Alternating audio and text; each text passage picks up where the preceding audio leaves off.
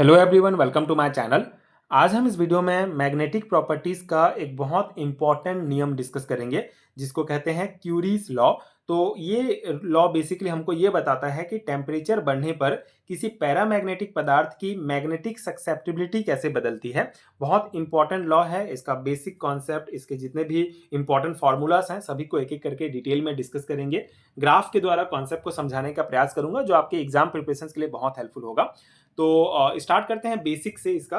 अगर हम इसका बेसिक देखें तो according to Curie the paramagnetic material changes inversely with temperature and the paramagnetic behaviour is expressed by following equation. ठीक है, तो इसका ये बेसिक डेफिनेशन है। बेसिकली ये जो लॉ है इसको 1895 में फ्रांसीसी वैज्ञानिक पियरे क्यूरी ने जो है इसको बताया था। और उन्होंने इस कॉन्सेप्ट में बताया था कि पैरामैग्नेटिक जो सब्सटेंस होता है उसका मैग्नेटिक सक्सेप्टिबिलिटी जो है वो तापमान के इन्वर्सली प्रोपोर्शनल कैसे होता है, जिसको उन्होंने इस फॉर्मूला के द्वारा बताया था जो होता है हमारा chi paramagnetic equal to C upon T. ये हमारा पहला फॉर्मूला है, पहला इक्वेशन है। इसका मतलब ये है कि टेम्परेचर बढ़ेगा तो मैग्नेटिक सक्सेप्टिबिलिटी जो होता है वो घट जाएगा, और यदि टेम्परेचर घटेगा, ठीक है, तो मैग्नेटिक सक्सेप्टिबिलिटी जो है वो बढ़ जाएगा। तो इस इक्वेशन के द्वारा उन्होंने मैग्नेटिक सक्सेप्टिबिलिटी और टेम्परेचर का जो कॉन्सेप्ट है, जो इक्वेशन है, उसको बताया था। ठीक है, तो ये जो है हमारा क्यूरी लॉ कहलाता है। और अगर हम इस इक्वेशन की बात करें तो where T is the absolute temperature, Curie temperature, and C is a constant which is called the Curie constant. ठीक है, तो यहाँ पे ये क्यूरी का इक्वेशन है। और इसमें जो हमारा ये काई पैरा है होता है, ये पैरामैग्नेटिक सब्सटेंस होगा। ठीक है, पैरामैग्नेटिक सक्सेप्टिबिलिटी को शो करता है, क्योंकि काई है। सक्सेप्टिबिलिटी का जो कॉन्सेप्ट है हमको काई के द्वारा हम रिप्रेजेंट करते हैं। सी हमारा क्यूरी कांस्टेंट होता है। टी जो है ये एब्सोल्यूट टेम्परेचर होता है, केल्विन में दिया गया है। तो ये समीकरण बेसिकली बहुत स्पष्ट रूप से हमको बताता है कि काई और टी जो होते हैं एक दूसरे के इन्वर्सली प्रोपोर्शनल होते हैं। The Curie law was not found to be true for all paramagnetic complexes, so the Curie equation was changed. This is called the Curie-Weiss rule. ठीक है, तो यहाँ पे अगर हम क्यूरी लॉ की लिमिटेशंस की बात करें तो ये जो है बेसिकली बाद में बहुत सारे साइंटिस्टों ने इस लॉ को देखा और उन्होंने बताया कि उन्होंने एक्सपेरिमेंट किया और उन्होंने बताया कि जो क्यूरी लॉ होता है वो सभी पैरामैग्नेटिक कॉम्प्लेक्स को पूरी तरह से नहीं समझा पाता है, मतलब पूरी तरह से उसमें लागू नहीं होता है। विशेष रूप से अगर हम बात करें तो ट्रांजिशन मेटल कॉम्प्लेक्स में इलेक्ट्रॉन के बीच इंटरेक्शन होने के कारण एक्सपेरिमेंटल वैल्यू क्यूरी लॉ से अलग आने लगता है। ठीक है, तो इसलिए क्यूरी लॉ जो है बाद में क्यूरी लॉ में बहुत सारे संशोधन किए गए, जिससे और जो संशोधन से जो एक नया लॉ हमको मिला उसको क्यूरी वीज लॉ कहा जाता है। ठीक है, तो सभी पैरामैग्नेटिक कॉम्प्लेक्स के लिए ये सही साबित नहीं हुआ। Curie law not found to be true for all paramagnetic complexes, इसीलिए क्यूरी इक्वेशन को चेंज किया गया और ये इसको जो है क्यूरी वीज लॉ कहा जाता है, रूल कहा जाता है। ठीक है, तो अब ये क्यूरी वीज लॉ क्या है, क्यूरी वीज रूल का अगर हम इक्वेशन देखें तो उसको इस इक्वेशन से डिनोट किया जाता है, जो chi para equal to C upon T plus theta होता है। यहाँ पे जो है हमारा जो एक नया टर्म है थीटा, इसको जोड़ा गया है। सो ये थीटा जो है एक कांस्टेंट है जिसको इसलिए मतलब एक करेक्शन फैक्टर है।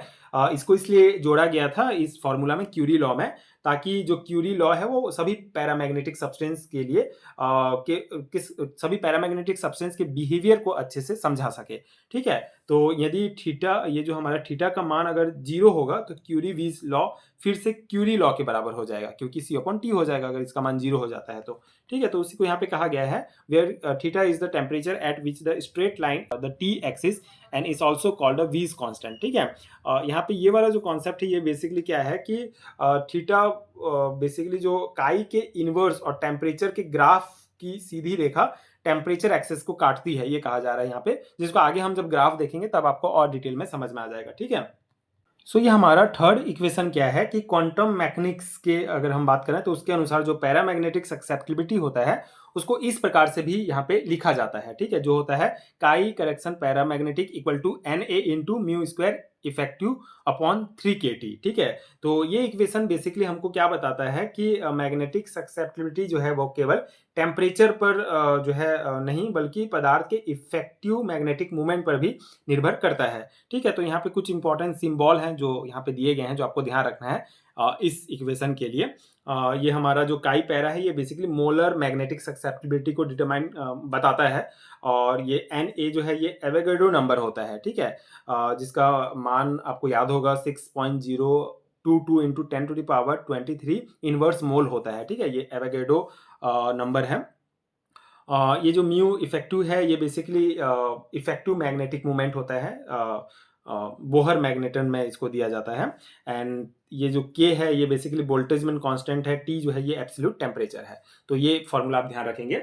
आगे क्या होता है, आगे क्या है कि substituting those value in equation 3, तो इक्वेशन 3 में जो हमारा कांस्टेंट वगैरह जो मान है, अगर इन मानों को इसमें अगर हम पुट करते हैं तो हमको एक नया इक्वेशन मिलता है, ये वाला इक्वेशन, ठीक है, ये इक्वेशन 4th होता है। मतलब इक्वेशन 3 में जो भी टर्म्स हैं, इन टर्म्स के मान को अगर हम इसमें डालेंगे तो हमको ये इक्वेशन मिलेगा, जहाँ पे बेसिकली इसको इफेक्टिव मैग्नेटिक मोमेंट इक्वेशन कहा जाता है, ठीक है। इस प्रकार आप कह सकते हैं, जो होता है chi effective equal to 2.83 under root में आपका chi correction para into T B M होगा, ठीक है। तो ये इक्वेशन बेसिकली क्यूरी लॉ से ही प्राप्त होता है। इसमें कुछ कांस्टेंट जैसे कि एवोगैड्रो नंबर जो था, या फिर जो बोल्टेजमैन कांस्टेंट है, जो बोहर मैग्नेटन का जो वैल्यू है, वो लिखने पर इस प्रकार से हमको ये सरल रूप में प्राप्त होता है, ठीक है। इस इक्वेशन का मेनली उपयोग होता है पैरामैग्नेटिक पदार्थ का जो इफेक्टिव मैग्नेटिक मोमेंट होता है, इसको निकालने के लिए इस फॉर्मूला को यूज किया जाता है, ठीक है। इस ग्राफ को अब हम समझते हैं। ये ग्राफ में क्या है कि दो एक्सिस हैं, एक्स एक्सिस में हमारा जो है टेम्परेचर टी है, और वाई एक्सिस में ये हमारा 1/काई_m लिया गया है, ठीक है। तो अगर हम क्यूरी वीज रूल की बात करें तो उसके अनुसार क्या होता है कि 1/काई और टी का जो ग्राफ है, वो हमें एक स्ट्रेट लाइन प्राप्त होता है उसमें, ठीक है। तो यहाँ पे अगर हम ग्राफ, ये दो ग्राफ है, ये एक ए वाला एक ग्राफ है और बी वाला एक ग्राफ है। तो ग्राफ ए में क्या होता है कि सीधी रेखा टेम्परेचर एक्सिस को अगर हम यहाँ ये जीरो होगा, ठीक है, यहाँ पे जीरो होगा। तो अगर हम सीधी रेखा खींचते हैं तो ये जो पहला वाला ग्राफ है ये हमको अगर जीरो के बिलो, मतलब उससे पहले प्राप्त होता है, बाईं ओर प्राप्त होता है। मतलब इसका मतलब ये है कि जो थीटा होता है, मतलब ये क्या है, A equal to Kurt's temperature axis before zero के, ठीक है। मतलब ये जीरो के पहले ये हमारा ये प्राप्त हो रहा है, ये स्ट्रेट लाइन। तो इसका मतलब है कि थीटा जो है वो नेगेटिव है इसके अनुसार, ठीक है। तो थीटा अगर नेगेटिव है तो ये बताते हैं कि पदार्थ जो है एंटी फेरोमैग्नेटिक इंटरेक्शन पदार्थ में उपस्थित रहता है। और ये सेकेंड अगर हम ग्राफ देखें तो इसमें क्या है कि ये सीधी रेखा टेम्परेचर एक्सिस जो है वो जीरो, अगर हम इस प्रकार से खींचेंगे एक सीधी रेखा तो ये राइट साइड प्राप्त हो रहा है, ठीक है। तो इससे मतलब ये है कि थीटा जो है पॉजिटिव होता है। तो ये सिंपल सा ग्राफ आप ध्यान रखेंगे। दो ग्राफ है, एक में हमारा जो कट होता है टेम्परेचर एक्सिस वो बिफोर 0 केल्विन होगा, टेम्परेचर केल्विन में लिया गया है, और एक 0 केल्विन के ये सीधी रेखा अगर हम खींचेंगे तो 0 केल्विन के इधर प्राप्त होता है, दाईं तरफ, ठीक है। तो इस प्रकार से इससे फिर थीटा का मान हम प्राप्त कर सकते हैं। थीटा का मान इसमें नेगेटिव होगा, इसमें पॉजिटिव होता है, ठीक है। तो ये है corrected of molecular magnetic susceptibility of paramagnetic material, ठीक है। तो यहाँ पे क्या है कि मतलब हम जो है केवल पैरामैग्नेटिक कंट्रीब्यूशंस को लेकर इफेक्टिव मैग्नेटिक मोमेंट निकाल सकते हैं, इसका मतलब, ठीक है। Effect of temperature T on the corrected value of molecular magnetic susceptibility mu EF of a paramagnetic material. If using Curie-Weiss equation 2 in place of Curie equation, mu EF will be as follow, ठीक है। तो यहाँ पे क्या कहा गया है कि Curie-Weiss इक्वेशन जो हमारा सेकंड नंबर का इक्वेशन था, उसको अगर हम in place of Curie equation mu E F will be S, ठीक है। तो एक नया फॉर्मूला हमको प्राप्त होगा अगर क्यूरी लॉ के स्थान पर क्यूरी-वीज लॉ का उपयोग करेंगे, ठीक है। तो इफेक्टिव मैग्नेटिक मोमेंट का इक्वेशन जो है ये बेसिकली इफेक्टिव मैग्नेटिक मोमेंट का है ना। ये जो हमारा इफेक्टिव मैग्नेटिक मोमेंट का ये इक्वेशन था, ये वाला इक्वेशन हमको प्राप्त हो जाएगा, मतलब चेंजेस हो जाएगा अगर हम क्यूरी-वीज इक्वेशन यूज करेंगे क्यूरी इक्वेशन की जगह पर, ठीक है। तो ये इक्वेशन आप ध्यान रखेंगे। और ये इक्वेशन जो होता है बेसिकली ये हमको क्यूरी-वीज जो लॉ होता है उससे प्राप्त होता है। उसमें एक नया टर्म जोड़ा जाता है टी माइनस थीटा, ठीक है। और इसका कारण ये है कि जो रियल पैरामैग्नेटिक सब्सटेंस होता है वो केवल टेम्परेचर ही नहीं बल्कि वीज कांस्टेंट का भी प्रभाव उस पर पड़ता है, ये जो थीटा का मान है ये, ठीक है। तो इस प्रकार से ये इक्वेशन आप ध्यान रखेंगे। यहाँ पे इक्वेशन 3 में, in equation 3 about N A is, मतलब जो इक्वेशन 3 हमारा था जो मैंने आपको बताया, ये वाला इक्वेशन, इसमें इसके मान को यहाँ पे दिया गया है। जो हमारा एन ए जो है ये बेसिकली क्या है, एवोगैड्रो नंबर है जिसका मान ये होता है। के जो है वो बेसिकली बोल्टेजमैन कांस्टेंट है ये, जिसका मान ये लिया गया है। और बीएम जो है वो बोहर मैग्नेटन होता है, ठीक है। Bohr magneton basically magnetic moment का एक स्टैंडर्ड यूनिट होता है, तो उसका ये मान दिया गया है, तो ये भी आप याद कर सकते हैं। तो ये हमारा क्यूरी लॉ का पूरा कॉन्सेप्ट है। आई होप आपको समझ में आ गया होगा। मेनली इसका फॉर्मूलास है जो आपको ध्यान रखना है। इससे रिलेटेड कुछ न्यूमेरिकल टाइप क्वेश्चंस भी पूछे जाते हैं। बाकी थ्योरी एग्जाम्स में mainly what is Curie law पूछा जाता है। तो अगर कितने नंबर में पूछा जा रहा है उस अकॉर्डिंग आप इसको लिख सकते हैं। एंड आई होप कि आपको समझ में आ गया होगा।